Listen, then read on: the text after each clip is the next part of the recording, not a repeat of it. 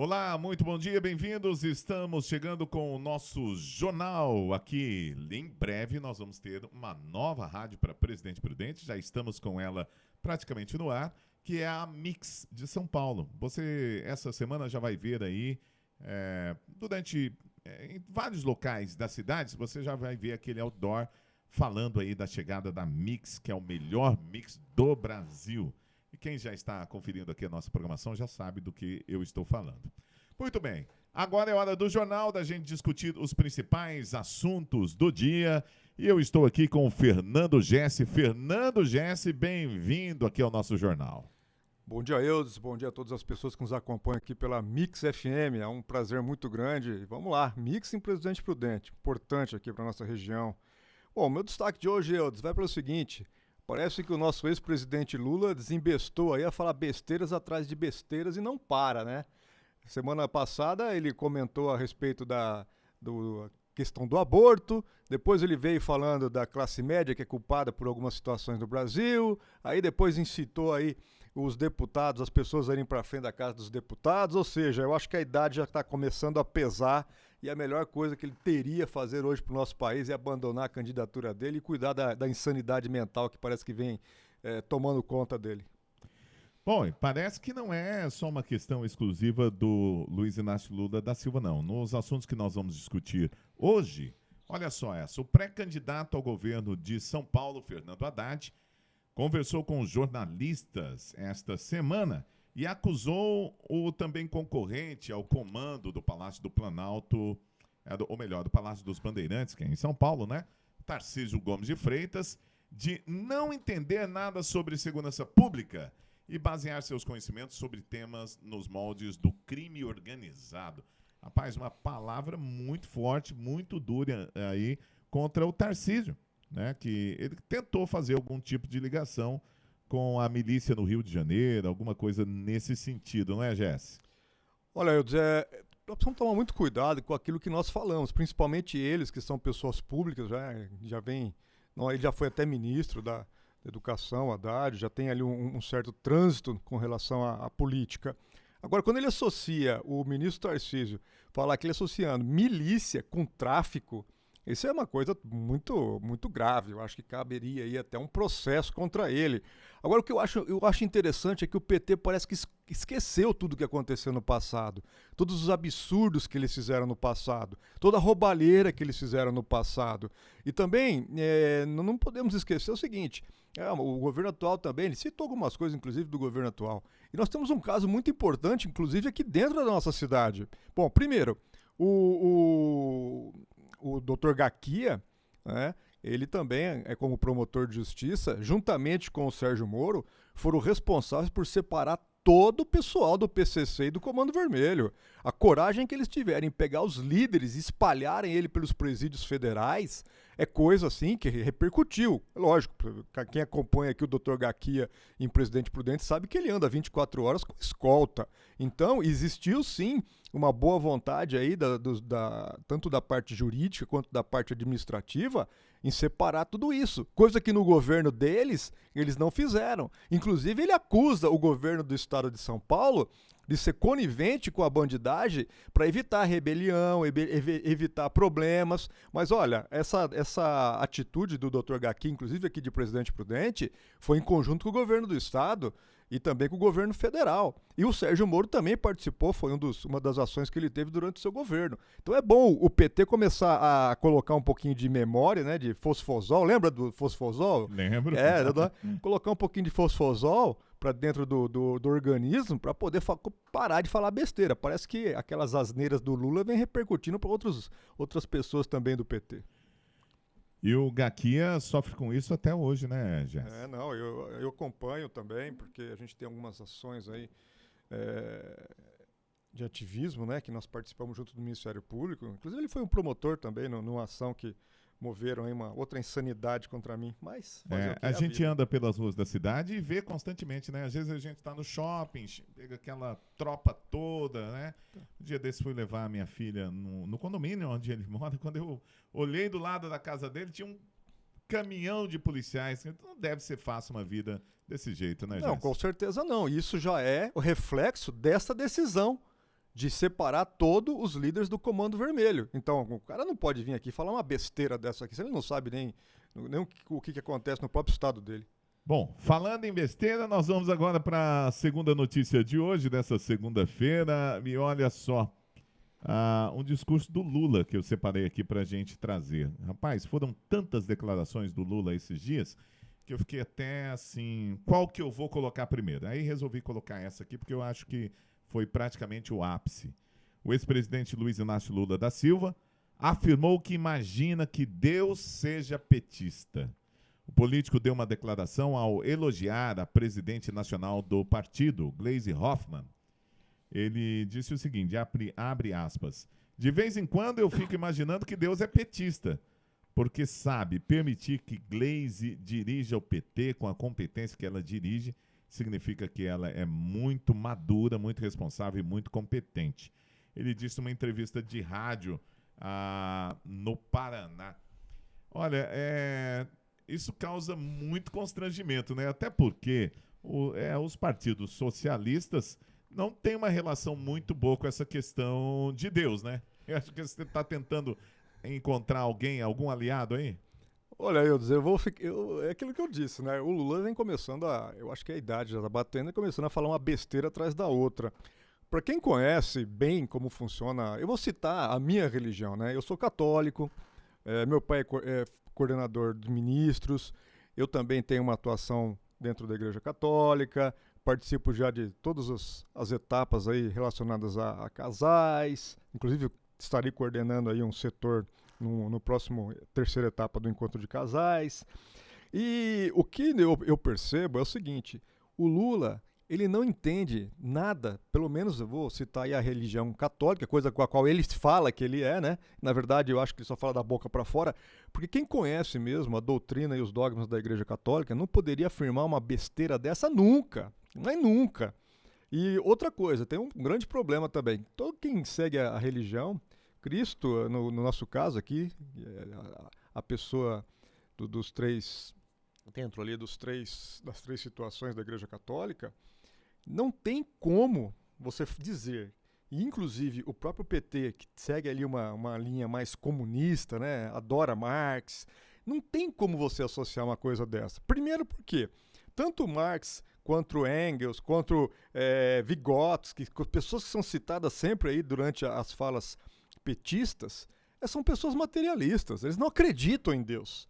Então é uma coisa assim realmente fora do normal. Chega a ser até, Eudes, uma heresia associar um ser, né, uma entidade divina, da qual nós temos um respeito, temos aí um temor a Deus, né? Os católicos têm esse temor a Deus, é uma das linhas para a qual nós mantermos uma conduta correta, chegar ao ponto de falar que o cara é petista. É um absurdo, é uma alienação que não tem cabimento algum, cara. Chega a ser revoltante estarmos aqui hoje comentando o que um cara desse fala a respeito da Igreja Católica, tá? No caso Deus, né? Porque Deus a gente entende que é um só e cada igreja ali tem a sua diretriz.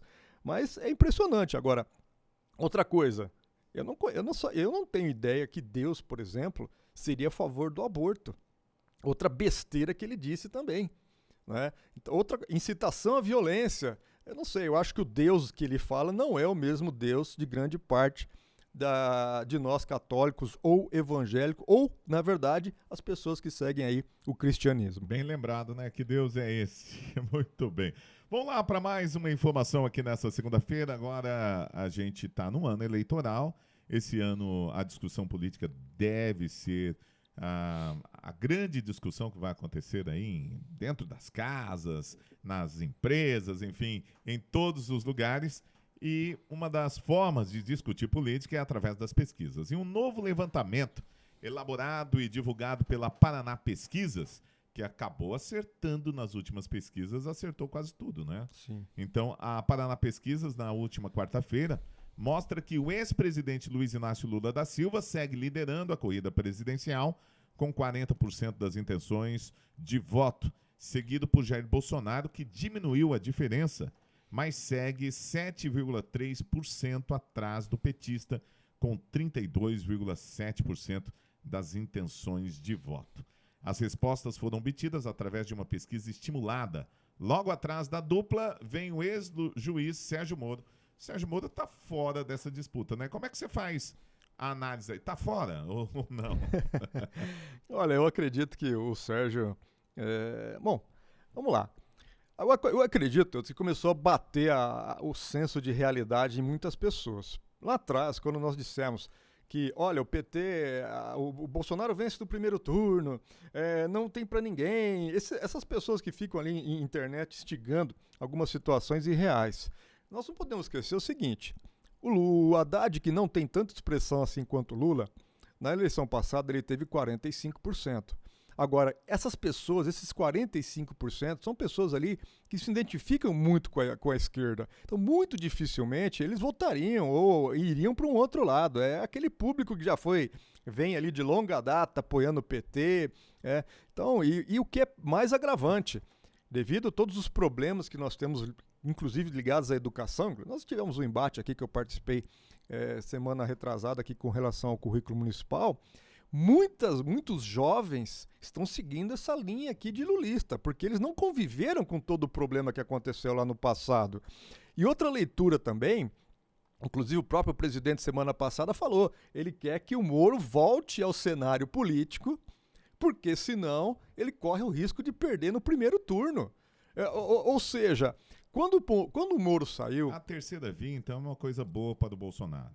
Por incrível que pareça. E um detalhe que eu fiz uma leitura, olha, muitas pessoas estão comemorando que o Moro saiu, aquele monte de gracinha, aquelas besteiraiadas todas que existem na internet.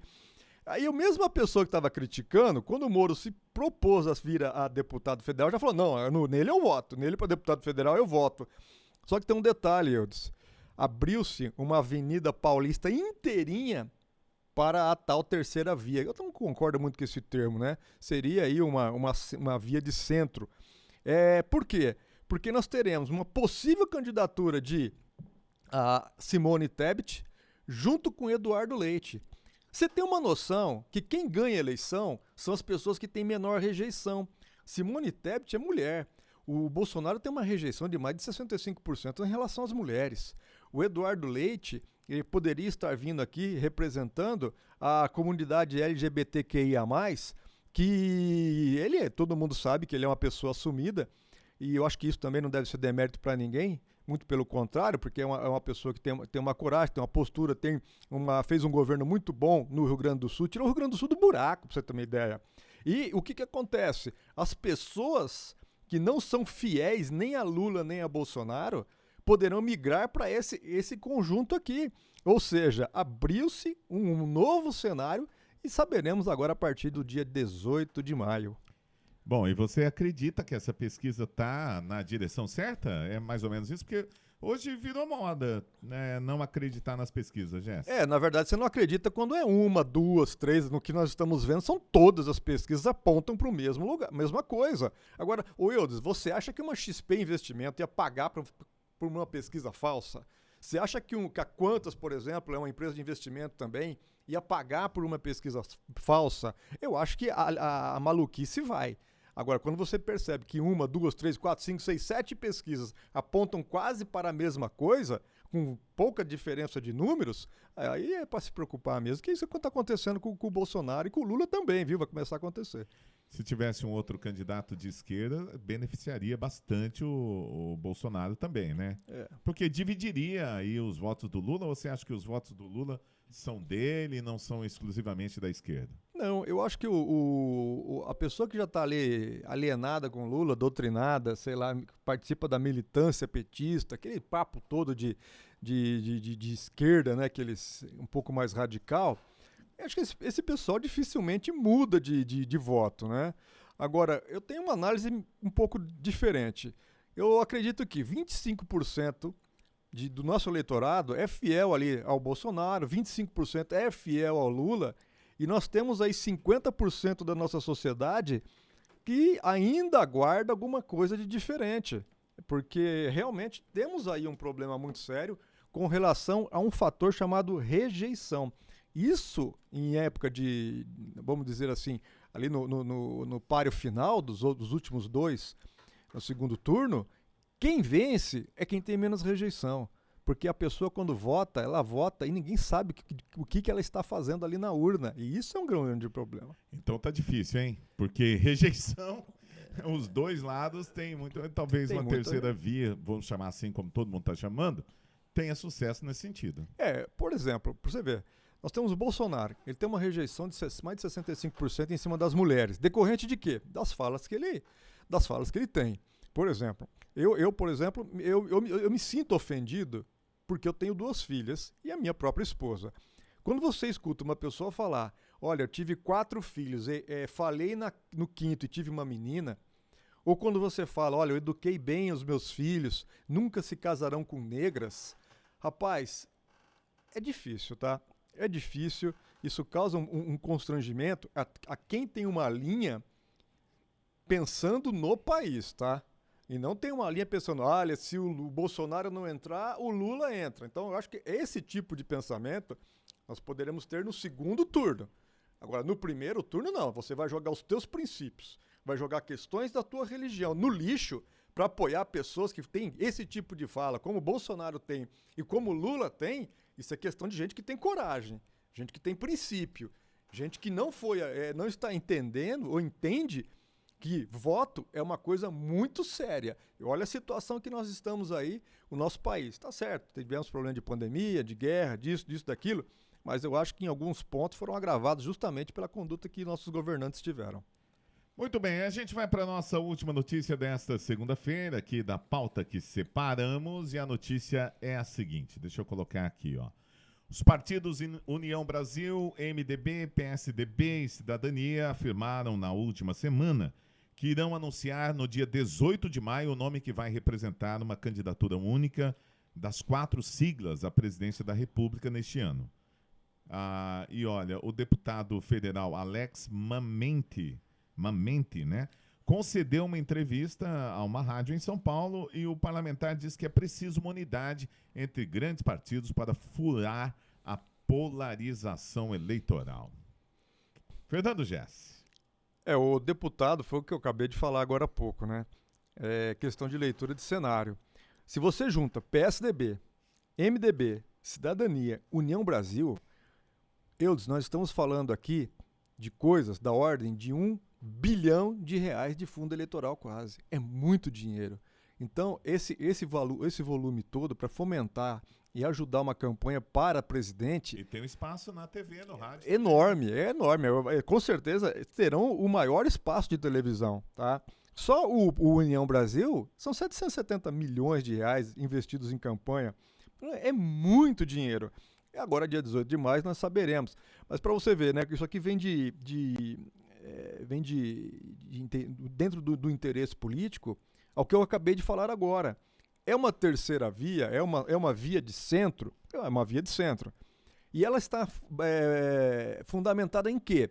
Simone Tebet, mulher, Eduardo Leite, né, que ele tem ali uma posição com relação ao grupo LGBTQIA+, que tem simpatiza muito com ele, né? Então, ele tem ali um apelo.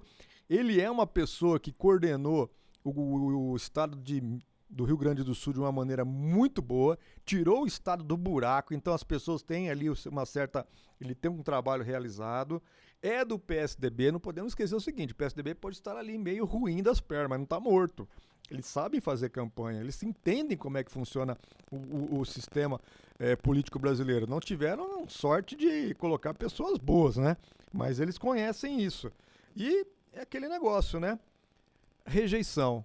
Simone Tebet e Eduardo Leite têm muito pouca rejeição. Muito bem, é isso aí. Olha, nós estamos encerrando o nosso programa de hoje. Muito obrigado a você que ficou na sintonia conosco aqui em 106. Lembrando, está chegando o maior mix do Brasil em 106,7. A cidade já está em polvorosa, né? Tem muita gente querendo saber como que é e muitas pessoas que sempre ouviram falar da Mix FM e não conhecem, né? Agora vai ter a oportunidade de conhecer o que estamos trazendo. Para cá, para Presidente Prudente e região, o melhor mix do Brasil. E não só isso, a gente vai continuar com o nosso jornalismo para trazer informação para você. A gente vai falar de questões nacionais e internacionais, mas principalmente questões envolvendo a nossa cidade e região. A Presidente Prudente vai ser o nosso foco primordial, porque nós temos que cuidar aqui da nossa casa, né? Trocar ideias sobre a nossa casa. No próximo programa, amanhã, nós temos alguns assuntos para falar